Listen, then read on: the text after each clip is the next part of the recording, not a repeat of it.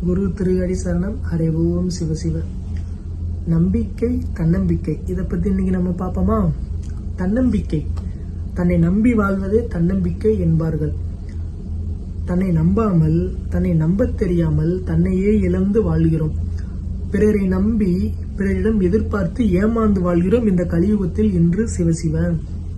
சரி, இந்த தன்னம்பிக்கை எப்படி வளர்த்து கொள்வது? முதலில் நம்பிக்கை வேண்டும். யாரு மீது? பிறர் மீது, இறைவன் மீது நம்பிக்கை வேண்டும். சிவசிவ. எப்படி? முழுமையாக, பரிபூர்ணமாக, சரணாகதியும் கூட. இப்பொழுது ஒரு இன்டர்வியூ போறோம், அந்த வேலை நமக்கு அதிகமா பிடிச்சிருக்கு, அந்த வேலை கிடைக்காமல் போய்விட்டது. அந்த நேரத்துல மன வலி இருக்கும் பார்த்தீங்கன்னா, ஒரு துடிதுடிப்பு. அப்பொழுது யோசிக்கணும், இந்த செயலை இறைவன் தான் நடத்துறான் அப்படின்னு ஒரு மனப்பக்குவத்தோட, இறை நம்பிக்கையோட இருந்தோம்னா கண்டிப்பாக அதுவே அவனுக்கு தன்னம்பிக்கை கொடுத்து ஒரு மன தைரியத்தோட ஒரு பாசிட்டிவா வச்சிருக்கும் இந்த மனதை. சிவசிவ. ஆரம்பத்துல கஷ்டம்தான், இப்படி எடுத்துக்கலாம். ஒரு துன்பம் வரும்போது ஒரு 50% மனவலி, மீதி ஒரு 50% இறை நம்பிக்கை. இறைவன் நடத்துறான்ப்பா அப்படின்னு ஒரு பாதிக்கு பாதி எடுத்துக்கிட்டோம்னா, நாட்கள் செல்ல செல்ல செல்ல செல்ல பாத்தீங்கன்னா முழுமையாக இறை நம்பிக்கை வந்துடும். அந்த நேரத்துல மனவலி சுத்தமாவே இருக்காது. அடுத்து அவனுக்கு இதுவே அவனுக்கு தன்னம்பிக்கை கொடுத்து ஒரு எப்பயுமே ஒரு ஒரு பாசிட்டிவா வச்சிருக்கும். சிவசிவ.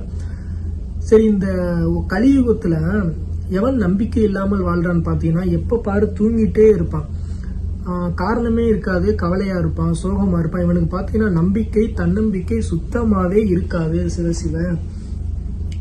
இது போல பாத்தீங்கன்னா, யாரு நமக்கு பகையாளியா இருப்பாங்களோ, யாரு நமக்கு எதிரியா இருப்பாங்களோ, கரெக்டா அவங்க மீதே நமக்கு அதிக நம்பிக்கை வைத்து விடுவோம். கரெக்டா அவங்களும் நம்மளை ஏமாத்தி விடுவாங்க இந்த கலியுகத்துக்கு ஏத்த மாதிரி. இது நம்ம விதியும் கூட. சிவசிவ.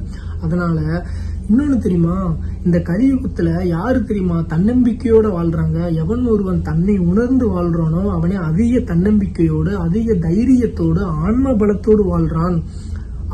அவனை இறைவனை தவிர யாராலும் அழிக்கவே முடியாது. சிவசிவ.